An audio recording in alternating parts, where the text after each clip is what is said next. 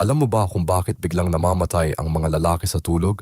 Walang sakit, walang dahilan. Basta wala na. Tinatawag ito ng mga doktor na Sudden Unexplained Nocturnal Death Syndrome. Karamihan sa mga biktima ay mga batang lalaking Pilipino. Malusog, malakas. Tapos isang umaga, hindi na sila gigising. Pero matagal na itong alam ng ating mga ninuno.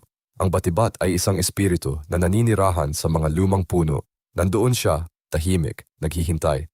Tapos pinutol ang puno. Ginawang poste, dinala sa loob ng bahay, at doon na siya nanatili. Hindi siya naghahanap ng biktima, pinipili niya ang oras, at kapag handa na siya, dahan-dahan siyang umuupo sa dibdib ng natutulog. Pinipisil niya ito, dahan-dahan, hanggang tumigil ang puso. Hindi mo malalaman kung aling poste sa iyong kwarto ang tinitirhan niya. Hindi ka makakapag-usap sa kanya. Hindi mo siya mapapalayas ng simpleng panalangin. Nasa loob na siya ng iyong tahanan. Naghihintay lang. At ang pinakamasaklap, wala kang magagawa kundi matulog.